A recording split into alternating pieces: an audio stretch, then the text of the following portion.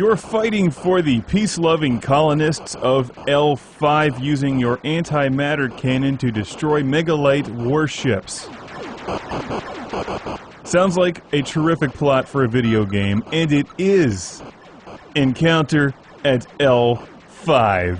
Even though this game takes place in the future, it was released in the past, and you can still play it in the present.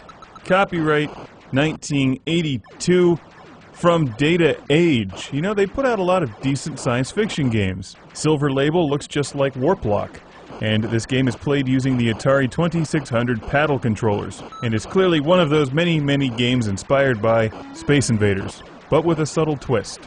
When I move my cannon, the antimatter cannon, of course, it becomes invisible, and the enemy can't hit it. You hold down the button to fire and just keep it held down for auto-fire. When you let go, your ship becomes invisible and you can move. The only way that you can tell where you are is by looking at the yellow block on the top of the screen. When the warning siren sounds, you know that one of the enemy death ships is coming, and you've got to destroy it before it touches the ground.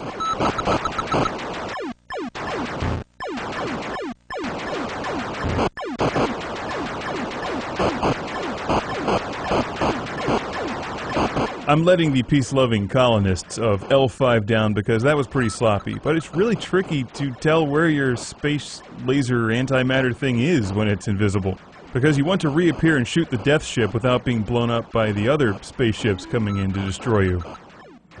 Problems. The paddle controller's touchy in this game. When you move it just a little bit, your cannon flies all the way across the screen. Takes a bit of time to get used to, but if you like the Space Invaders style of gameplay, Encounter at L5 is one you might want to check out. I like that it's played with the paddle controllers, because I like the paddle controllers. They were a lot of fun.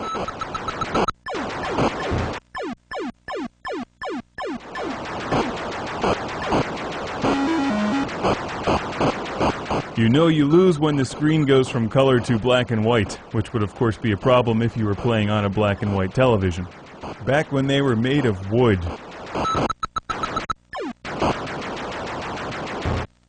The first game was being played on a harder difficulty setting. This is the easy one, and you can see that these spaceships are attacking at a much slower speed. What more can be said about Encounter at L5?